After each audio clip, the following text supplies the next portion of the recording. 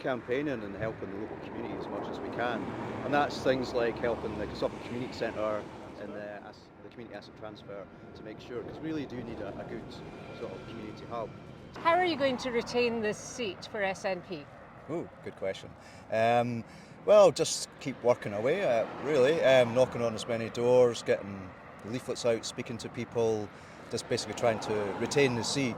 Because I know Lib Dems are favourite to win it, but it doesn't stop us from going out there and just working as hard as we can, really. What's the policy that you have most belief in? SNP policy. SNP policy. There's quite a few actually.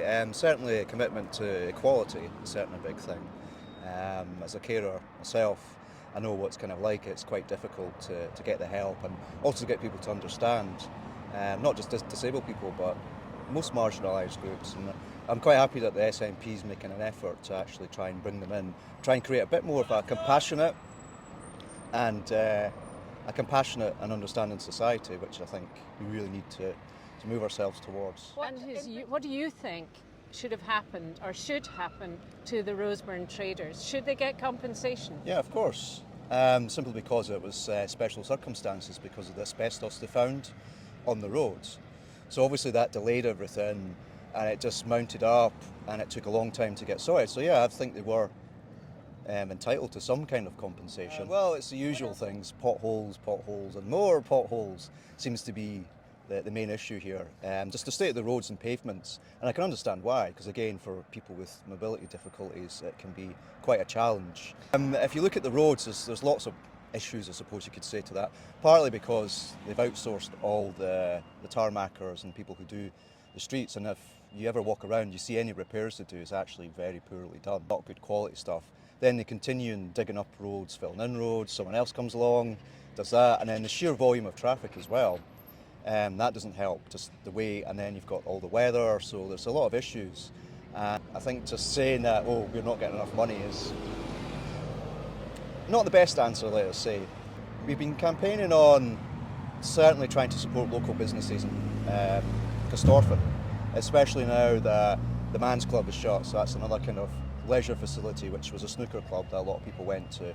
And also social housing seems to come up quite a lot, because at the top of Man's Road, where the shops used to be, the people who were building, I think it's Mick Taggart and Miko, who built all this area many moons ago.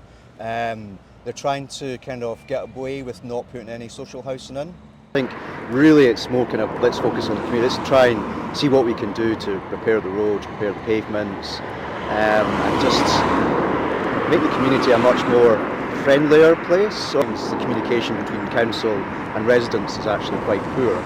So one of the thrusts is that we're hoping that we'll get out there and actually try and communicate to people and say this is what the council's doing, this is what we can do, and help sort of people along that aspect, especially things like farmers market near Dower House, which seems to be quite popular. Those sort of small community projects is quite important, because then people feel as though they're part of the community and they can actually contribute. It'd be good as well to get like local primary schools and secondary schools a bit more involved in the community as well. You know, simple things like litter picks and gardens, and even when you've got the forest kindergartens, which I know Fox Covert go to quite a lot, that would be a good thing to start doing. Really, health and education would be two things that I'd be quite interested in. They're two separate parts of the council business. Yeah, I know, but you know, keeping the options open. It's not like I want this and that's the end of it.